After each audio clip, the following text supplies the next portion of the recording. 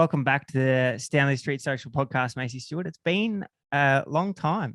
It has been a minute, hasn't it, Clem? I'm alive, everyone. the last two, I think we did 2 episodes with you over season 2 and 3 or something. But at that point in time, Macey was everywhere, had massive social following, coming through the ranks of the track team, contracts with pro road teams, like it was all happening. Yeah. Do you miss the limelight? Do you miss the hype of being who Macey Stewart was? That's a big question to start off. I feel like hard-hitting questions on the hard-hitting. In ways, yes. And that's just probably more comes out in this constant feeling that I'll always have to be like achieving something and like going big with my life. And just because I felt like I was always doing that from a young age, and I had constant affirmation at me that I was doing a good job, you know? So I feel like that side of things, has been a challenge, but at the same time, like I am a different person in a really good way to what I was back like a year and a half, 2 years ago. And I feel like what I've gained from getting out of that world and just removing myself from it is just huge, like in the long term scheme of life. And like, I don't know if I'll ever, with where I'm at right now, still with it, I can't see myself jumping back on. But at the same time, I've got like an Instagram following 45,000 that I can just jump back onto whenever I want. I'll think of some sick business idea and just revamp my account and just automatically have 45,000 followers. Yeah. It'd be brilliant.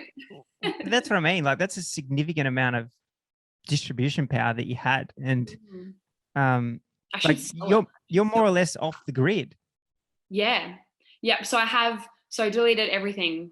I've got Twitter, because that's how I keep involved, like see cycling results and what's happening in the cycling world. That's like my little bit of involvement. You're a passive user. Yeah. You don't tweet. I just I have tweeted once recently. Don't go look at that, everyone. And then I do have Facebook, but that's because my football club that I joined this year do everything through Facebook pages. But I actually don't follow. I unfollowed every single person, so I don't have a news feed or anything. So I like can't scroll, or I still don't see what anyone's doing. I literally just have it for footy. So that's that's it. Don't have Snapchat. Did you get to a point where you got criticism? Well, no, because people had nowhere to criticize me on. No, but for it's like you look like footballers at the moment. They get peppered on social media for poor performances that don't approve the punter that's sitting on his couch punching beers and eating chips. Yeah. Did you get to that point in your career where you didn't get positive feedback? Oh, not really. I feel like the one time that I did get super like hectic negative feedback was ages ago when I did that video when I'd nearly been hit by a car, and I was like super upset, and it went like viral. And I got hate because it just reached so many people. That I got heaps of feedback then, like telling me to kill myself and like saying that they wish the car did hit me, and just like heaps of things like that. But that was the only time that it had been like hectic. Other than that, generally people were pretty nice. And is that because it went outside of the people? I think so. Actually follow you? It went outside of like my realm. Cycling realm, I guess, and then into like people who hate bike riders. So like, did it knock you around? Nah, not really. To be honest, there was so much of it. I didn't even look at a lot of it anyway, but I just sort of flicked through and saw a few. No, I feel like at that point I was pretty like confident in, and like there was so much positive stuff that sort of just counteracted that negative stuff. Like anyone who I've always known that anyone who writes that sort of stuff like has got some serious issues themselves. So like, who goes on and like writes like go die? Like that's easier said than done though. What normal person does that? But rationally that is that's the logic. But you see, I don't know. I never got any negative feedback. Didn't get much positive feedback either. Just got no feedback. No feedback. But, no likes. Yeah, but you see that it has a genuine impact on athletes. when media and they're in that space that you get absorbed into this bubble of athlete life, and you've got this following that you continually communicate to. It's because that becomes your like identity, like, and when people, it just is like, I don't know, people like are their social media account, I think sometimes. And that's like massive these days. And that's where so when people say hurtful things, it hurts them as if someone says it to you in person, which it shouldn't at all. Like, I feel like that's been a massive part of my growth over the past year, is just like, people can't be mean to me unless they want to say it to my face, you know? And like, that's pretty rare. Yeah. Pretty rare that someone's like genuinely mean to you in person. Yeah, I know, exactly. Because people don't have the balls to do that. They only have the balls when they're hiding behind their keyboard or whatever. Yeah. So I feel like that's one of the main things with social media. Like, it's just like, and also just the image side of things. That's been huge for me, is like, I haven't had anyone to compare myself with. So like, I stopped social media like a year and a half ago in a full identity crisis after stopping riding my bike, just because at that point I was not in a good way, and I knew that nothing on social media was helping me be better at that point.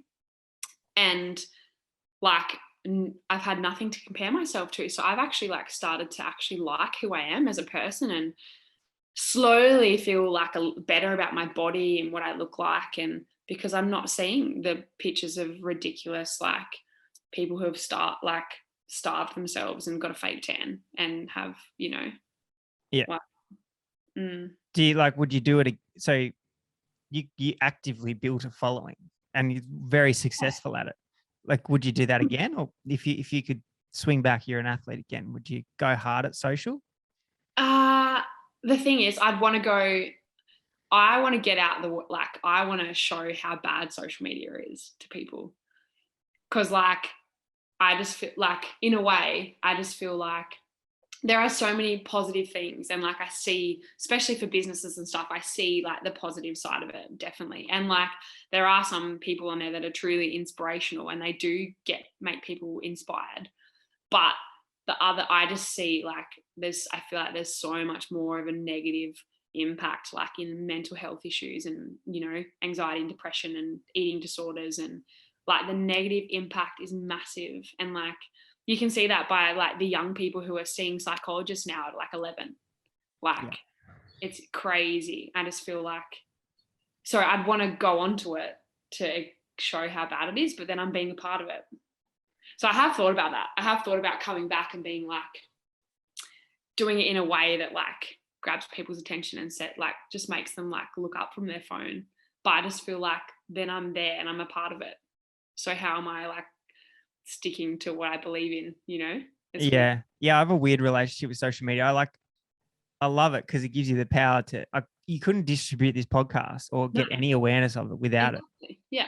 But at the same time, I hate it. Like, it's such a time waste. Like you said, you got the comparison element.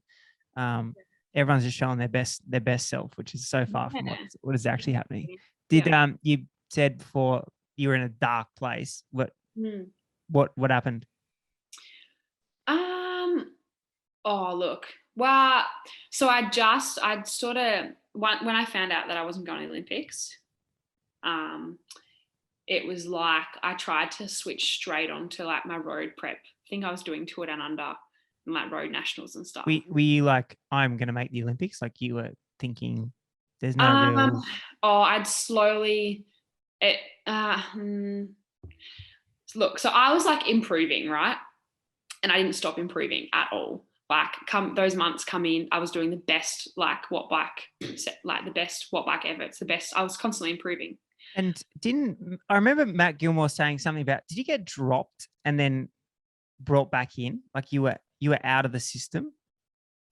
No. Nah. Like, wasn't this your second crack at it? Oh yeah, like years ago. Yeah, like, I'm talking long term. Yeah, long term, definitely. This was my second crack. Yep. Yeah. So like back from Junior Worlds, back when I won my world championships and went pro on the road initially at like 18, I was in the program then, and came to train with the girls for Rio Olympics. And then Dad got sick, and then so I had like pretty much a year off. And when Dad passed away, that was when I was like, okay, I've got to make it back into this program. Because obviously when I decided to give up, I was straight out of the program. And then I was like, okay, so then I sat down with the TIS, and I got like Matt got a crew together for me, psych, strength conditioning, dietitian, like everyone. And they're like, okay, this is our little project. They're like, let's get her to Com Games and like to Tokyo. And then, yes, that's when I sort of pushed back into the program. It was probably after Com Games, because I had another big crash just pre-Com Games selection and fractured my face and couldn't see for 2 months. So then, yeah, got back into the program anyway. And this was the second go. So then I had a bit of a knee, like I had tendonitis in my knee coming into like selections for Tokyo. And but I was still going, I think I was going the best I've ever gone. Well, I was definitely before my knee started to become an issue. But then, yeah. And did you mentally place yourself in the squad? Like, were you like, I deserve to be there? Or were you on the fringe? No, I was on the fringe. No, I don't think I would have made it. It would have been more like if I had continued, like, the thing is, they picked the team in November. And that was, the Olympics wasn't until August. So, like, Christina and I were still improving, like, so much at that point. And I'm not going to say no way that I deserve to be in that team over the girls that went. No way. And, like, who knows now where I could have been. But I just think I was still improving. It wasn't like I'd plateaued and you haven't got a result in a year, like you need to go out of the program now because you haven't improved. You know, when people get a bit stale and they haven't improved, whatever, okay. Yeah. Like I was improving like so much because I'd just done consistent training for the first time in my life for a few years. Like I've had so many breaks where I've had like hectic crashes out for like 6 months. Dad passed away. Like I just feel like I didn't get a clean run until then. And then that got cut short. And the worst thing was that pre that selection, I was loving riding my bike. Like end of 2019, coming into that, like I honestly believe that I was doing exactly what I had to be doing, like where I was meant to be on earth. I was doing what I was meant to be doing. Like I just felt like so, like I was killing it. I was having 10 hours sleep every night. I was doing my yoga every morning. I was training as hard as I could. Like I just felt like I was, killing it. And then that decision so early, like, I don't know, I just feel like I didn't deal with it. I didn't grieve. I tried to go straight to the road and put all my motivation into the road. And then it got like pre-to it and under and I just had to stop. And that was when like it made me resent, like I stopped riding my bike then and I haven't ridden it really very much since. And I just feel like that decision so early out changed my cycling, like my cycling career ended. Yeah. Because of that. And I feel like I never got to see like my potential, but I don't know. Talk to me through like that month of that decision, like to stop. The decision of not being selected for the games. Oh, the selection so process. So because that actually worked. Am I correct in saying that Jason Bartram was your coach? Yeah, Jace was our coach. Yeah, and Tim was Tim our coach at that point? Tim was like overseeing. Jace was our coach. That's right. And then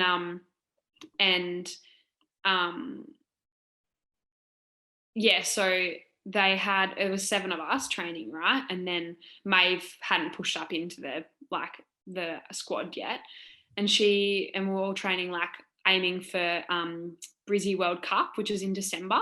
So that's what our training, this is like in October, right? And we're training to peak in Brizzy World Cup, which is when the team was like wanting to break the world record. Anyway, so Maeve went to Oceanias and like killed her IP, like absolutely killed it. And so then they were like, oh, Maeve's really good. And then they're like, you need to go to Glasgow in like I think they gave me like 1 or 2 weeks and do a time to make the team. Otherwise you're done. And they gave me literally 2 weeks when I was like halfway through a prep for Brisbane. They were like, after being in the program for 2 years. Yeah. And like being riding in and out since I was like 15. Why wouldn't they just keep you on? Yeah. Don't know. Do you want to know the thing? I was just reading my notes, like my notes on my phone before, because through this whole period, like I wrote heaps of notes on my phone about how I was feeling. And like some of them are pretty heavy to read. Like I think I've only reread them like once and I was like, whoa, like you were in a like not a good place. Anyway, there was one and it was it was the day that I'd got like actually dropped from the program, which is when my scholarship ended in March 2020. And Tim had to call me and tell me that like my scholarship had ended, obviously, and that like I was out of the program. But Tim didn't even know that he had to give me the call. Simon had just told him that day that he needed to call me and tell me, and he was like, whoa. And if Tim didn't call me, Simon was just going to send an email to say that you're out of the program. And then he didn't want me supported by the TAS. He was like, nah, she's not getting any support, like from even the TAS. So like my thing in my notes says like, I've gone from literally like training for the Olympics with the top squad. I didn't get selected. So I took those few months to like debrief that. You didn't get selected because of, so you went to Glasgow. Yeah. Didn't perform. Because you weren't meant to. No. And I knew after my race, like I knew the feeling, like I knew what was coming. And Jace, to be honest, Jace was really like, Jace tried to be as honest as he could be. Obviously he can only do like the people, he was a little puppet as well to the larger people. And that was his thing. I don't know if you listened to the podcast I did with him, but that was the whole point. It was like at the start, it was like all about, I just wanted this clear, transparent communication. And Jace was always like, he was like that. He tried his best to let us know what we were aiming for, you know, what we had to hit to continue, sort of thing. Like he tried to keep it transparent, but it's hard when, you know, he gets told, nah, Macey's got to go to a World Cup now in 2 weeks. And she's racing for her Olympic spot. Did you rip Tim's head off? Like what? Like how do you feel when that happens? I just said, oh, I knew it was coming. Like I knew it was coming at that point. Yeah. Like, dude, look how Simon dropped people like who are great, and with like he's shattered so many people's lives. I feel like what did Tim say? I was going to get dropped. I just can't imagine delivering that phone call. I can't really remember what he said. I'm pretty sure he would have just said like, look, you probably knew, you're probably expecting this call. Like, we just can't, obviously, like, I don't even know if he would have actually said it out of his mouth. I just knew what he was saying. Yeah. But I just realized how red I am. I'm so red. Getting worked up over this conversation. Yeah, I'm flustered. Sorry for bringing back these dark times. So no TIS either? No, so that was the thing that hurt the most, right? Because if I wanted to keep going on the road even, or like keep coming back for the track after Olympics, because at that point it's like, okay, the Olympics are about to go and then it's Com Games and Worlds and like the cycle changes. So I was like, at that point I was still like, oh, you know, who knows what the future holds. I need to take these months right now to just like digest everything. And then Matt Gilmore called me and he fought for me. Like, he's amazing. Surely he would have ripped some heads off. Yeah, probably, most likely. He would have tried to. He definitely had my back, but they, like, Simon Jones wasn't going to allow. I'm sure Tim did too, because they're genuine coaches. Yeah. Yeah, he didn't want me to be supported by the TAS. He said, if you need to make it, you need to make it by yourself with nothing. But what? It doesn't make sense. Like, it doesn't make any sense. You would think that he was seeing his tenure going past the 4 years. Obviously it hasn't. But you would think in that role, if you take all the human emotional elements out of it, like the fact that you are another human. Yeah. If you take all those elements out of it, you would at least say, all right, Macey Stewart's not quite there yet. Exactly what I want. But there's another Olympics. They don't just Yeah. finish at this one. Yeah. It just, the thing is, like, I was improving, like, and there were numbers to show it. Like, I was way more error than what it ever, like, yeah. And I was improving. I was at the top, like, I was in the top 7 in Australia. And then I digested my Olympics, and then all of a sudden I'd gone to not even like where I was when I was 15 years old supported. Like, I've gone to nothing. Like, gone, done, catcher, career over. So what did Matt say? Matt's been amazing. Matt's always been good. Like what? How does he get you back on the horse from there? He didn't. It was more just like, at that point, it was pretty much, it was up to me then. And at that point, like, I was so hurt, like, and just done with it all. Like, I was just drained. Like, it's so draining, the whole environment. Like, and that's one thing I don't miss, is the constant level of stress that you have every day of your life. Like, it is so draining. And like, dude, we had an amazing, like, group of girls, like, when we were in our prime, like, we were all getting along so well. We trained super hard. I felt like I was like high on life, like, but it is still a constant level of pressure and stress every day. And God, it is so good, like, not waking up stressed every day of my life. Like, I can just like breathe, and I don't know. It was, yeah, that was a massive relief. And I think I just needed to do that for a while. I tried to get back on the bike a bit, and then it sort of died out, and yeah. And then haven't really, like, I've ridden a couple times in the last week though. Felt like I improved, like, did one ride, felt like shit, did the next ride, felt good. And I was like, oh, I'm back. Like, she's back.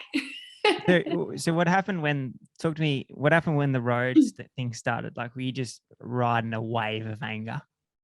When's that? So after the Olympic decision, and then you started on the road, which was weird because you were originally on the road.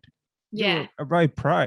Yeah. And the thing is, to be honest, like, COVID's probably changed my opinion a little bit, but I still think, like, I have so much to give on the road. Like, I never, because I was always had that track focus. It was always track junior worlds. It was always track. And I got to do road for a little bit in the middle. But I think, like, if I went fully road, like, that was what I loved. And it wasn't that crazy, stressful, everyday environment. Like, I loved riding on the road. And I feel like that year that I raced coming back after Dad passed, with TAS racing team with Matt as our director, and like, I really smashed road, and I felt good on the road, and that, I reckon that was my happiest year riding a bike, because it was just like happy with a good team, a great manager, and like going as hard as I could on the road, and like, I loved it. So why'd you go to the track? Because track was where the funding was, and track took you to the Olympics. The big it's all about the games, Macey. It's the all Olympic about the games. The be all and end all of life. Yeah, it's strange, isn't it? Strange. If only I could go back in time, hey. Yeah, well, and especially the way the Women's World Tour's developed, like, it's yeah. Oh, look, like, I'm 25. I could still go back to the road if I wanted to, but then it's like, I have to go live in Europe and right now, and it's like, I feel like I've put so much effort into adjusting to like life after bikes that, okay, I go back to cycling, and then I'm just putting it off for when I'm 30, however, and then I've got to deal with it then, like, I've already come so far into adjusting. It's like, if I go back, then I'm just putting it off for how many more years. Yeah.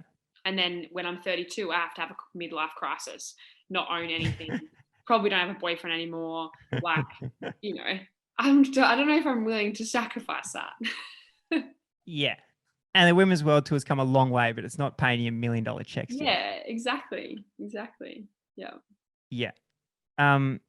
Why when they made that decision for you not to get into the pro, like, why does no one else have any power? Like, why is it one guy? Surely there's that. There was so many smart people in that program. Like, there's so many smart people.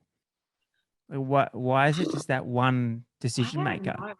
And like, and isn't there also people at his level at some like that? Yeah, I don't know. I honestly, I could not tell you how it got to that point where everyone felt. I think everyone was just so scared, and like they still are until when's his contract finished? When's he out? I don't know. Anyway, so this is not like, it's obviously not isolated. It's not just you that got.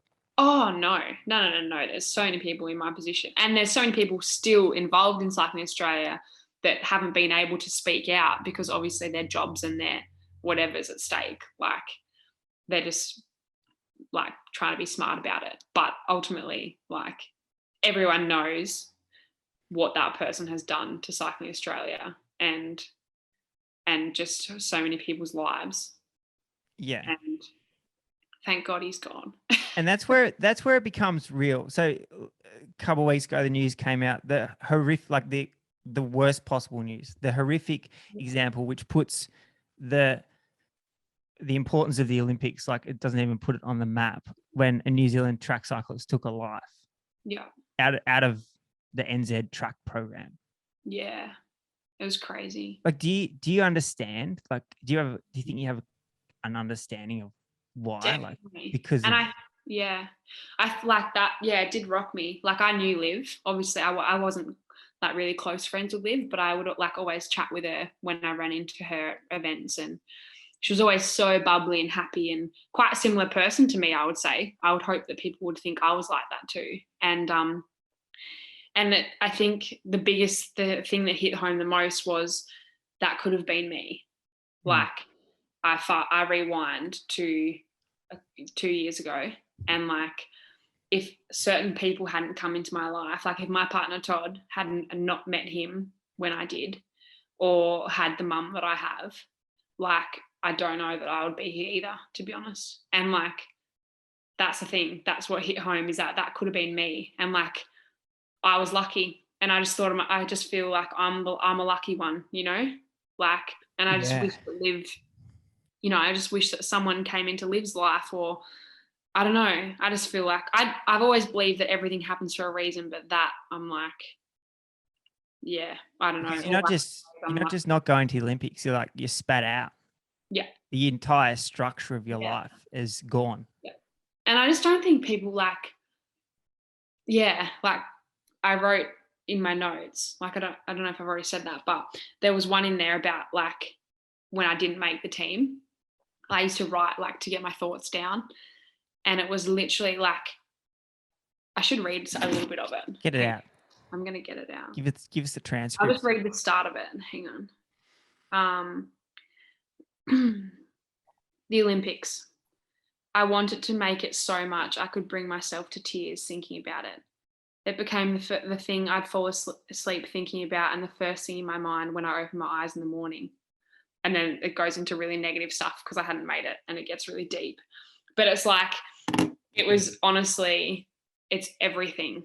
Like, and you get to this point because you're made to focus on it every day in training so you can push yourself to that next level. Like, you try to think about it all the time because you want to be able to go harder in training. You know, you want to have that extra motivation thinking about going to the Olympics, winning gold. And it just becomes like, it's encapsulating.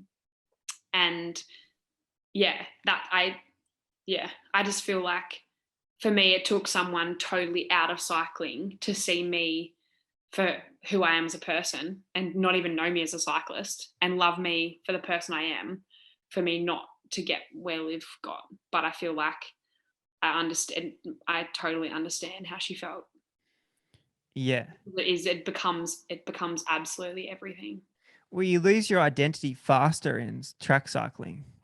If you're a road rider, you can see the writing on the wall. You know it's a contract year. You know that things are coming up. You know that things aren't coming good. Yeah. But for you to go 2 weeks before the end of the line, this is it. Yeah, the difference is too, like in track racing, especially in the Australian team as well, like, it is only the Olympics. Like, that's all that matters. Gold at the Olympics, you know. There's not heaps of races other than your worlds that like mean any, like that is your sole purpose, everyday training. Whereas on the road, you've got like classics, worlds, there's big things or tours. Like if you want to race grand tours, like there's huge things all the time to strive for. It's not just that one event that means everything. Like you've got a balance. Whereas the track, like with such that firm track focus, there's like do you just put horse thingies on to like the Olympics and that's it, you know? Yeah. You just lose all the other stuff. It's all about the games. Yeah. Yeah. It's all about the games until something like crazy what happens. It's until your bars snap off. Yeah, exactly. Mm-hmm. And also the whole structure of sole focus we talked about with Jason was like it didn't work. No. Yeah. Proof's in the proof is there. Yeah. Did you tell anyone at CA? Like, did you, or were you just like, I just got to get this, like I got to get everything out of this. I just can't possibly deal with where I was mentally. Did I talk to anyone? Yeah. Yeah. So Chris Lynch, who's like the I spoke to a psych, and CA helped me with getting in touch with a psych. So that was good. But then I sort of didn't continue with it heaps. But Chris Lynch, who's the pathways person at Cycling Australia now, has been awesome. And I do give them like that. Thank God for him. Because he, even this week now, like I've just quit my job and I'm actually looking for work at the moment. And this week now, he's messaging me every day. How you going? What have you looked into today? Where are you at with it? Because he knows that, like, you know, I've had a hard couple of months and he's just like checking in. So I feel like he is doing his job very well. But people before me did not get that. And clearly Liv did not get that. Yeah. And then obviously Matt isn't Cycling Australia as such, but he was huge for me as well through everything. Yeah. So, performance director's been fired. Yeah. What do you want to see the next person to have?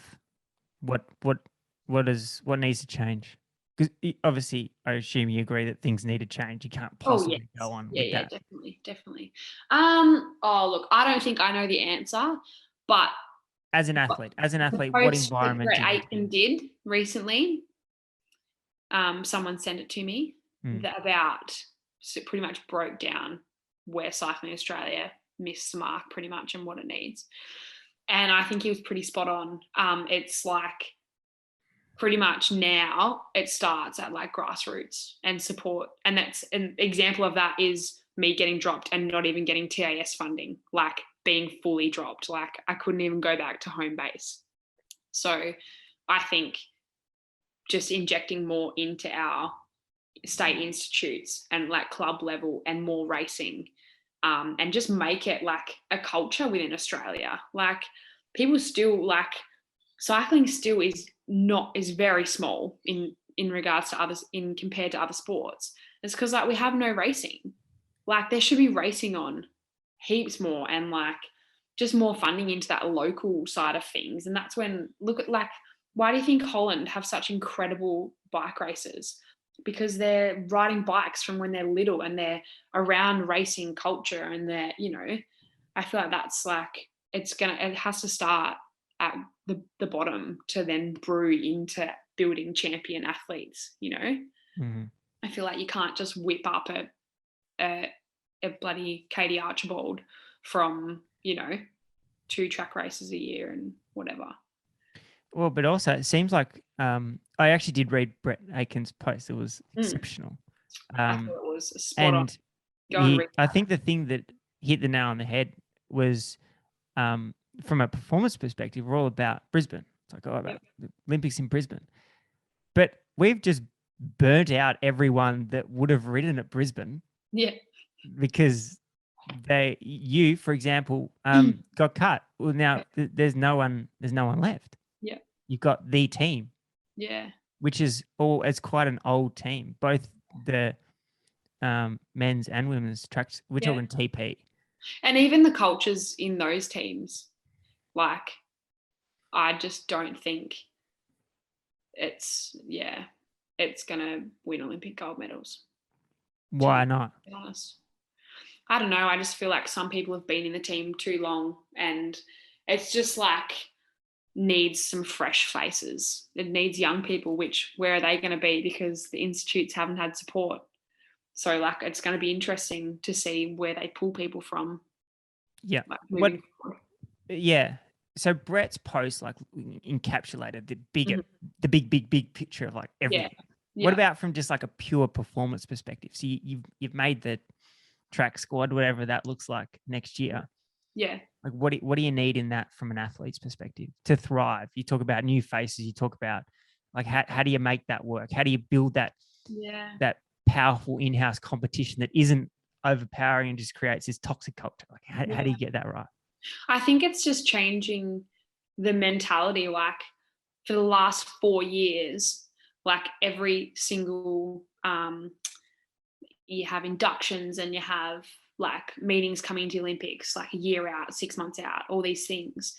And you're constantly, it is put to you that we're only here to win gold at the Olympics. That's literally it. Like, I feel like it just, I don't know, for me, I feel like I would have enjoyed a more, just more racing, still the support, like what Chris Lynch is doing, psychology, that is a must these days. Like that needs to be not even a choice. Like I feel like that should be. And also what they're doing with the academy, we're having people who are studying as well. I think that's huge. Just having people who have something else in their life to give them purpose. And I think that's probably what the group that is still there now are missing, because they've been doing it since they were so young. You've got some of the older people still there. Just getting the young ones in that have more in their life pretty much than just cycling. And I think if you dull it down to the basics, as a kid going to school, I killed like school classes without studying at all. And my friends studied so much because I was exercising, I was busy doing this, I was doing that. I feel like sometimes the more you do and the more well-rounded you are as a person, the better you are at things. I just feel like more like having something else to take their mind away from it, studying another interest. I feel like that would create better athletes. Like I'm sure that German team's pursuit team all have studied something else or do something else with their lives that isn't just cycling. Yeah. But they always argue like, oh, I don't have time to do it. I don't have time to do it. Like, Yeah. Is that bullshit? I reckon that's just Aussie culture. I think as Australians, like they just want to, we're very fun and social people. Like we are just fun social people. And I feel like that's the difference between like the GB girls and like they're so much more, I don't know. I don't want to say the wrong thing, but yeah. I just think we live very balanced like lives. Yeah. Well, so how have you found that once you accepted that all right, cycling's done? Yeah. Was that a grippy time trying to get back on your feet? Yeah. So I moved to like this place 2 hours out of Adelaide in the country with my partner when COVID happened, because I didn't want to be traveling around and he was living there at the time. So like I was to the point where I applied for a job at Woolworths because I was like, I've got to do something. Like surely I didn't even get it. I'm like, surely it's because they thought I was like going to leave anyway at some point. Like they knew that I was like so insulted. Not good enough. Yeah. Yeah, I was like, couldn't. Anyway, so I helped out in a shearing shed, rousing in a shearing shed, like out on a farm. What else did I do? And then you became a banker. Yeah, and then I got a job at NAB. Yeah. So then that's been me for the past year and a half, working in the bank. Yeah. And are you happier now as a normal resident of society, or is there still that urge to go back? Yeah, I would say that I'm happier. Yeah. I think I've learned to be happier about different things. You know, I feel like I'm much more well-rounded individual. Like I have a super healthy relationship, super healthy social life, like just a good balance in my life, really. And I still have my days.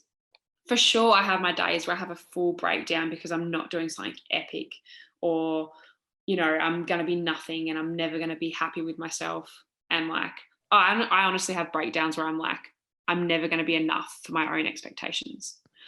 And like, then I get over it and I continue with my normal life, which generally on a day-to-day basis is really good. And like, I've just learned to, appreciate the small things, I guess.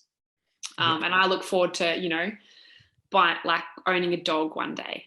And I look forward to, you know, traveling when I've saved enough money, traveling like a normal person, going in a van around Australia, you know, and just doing jobs for money along the way.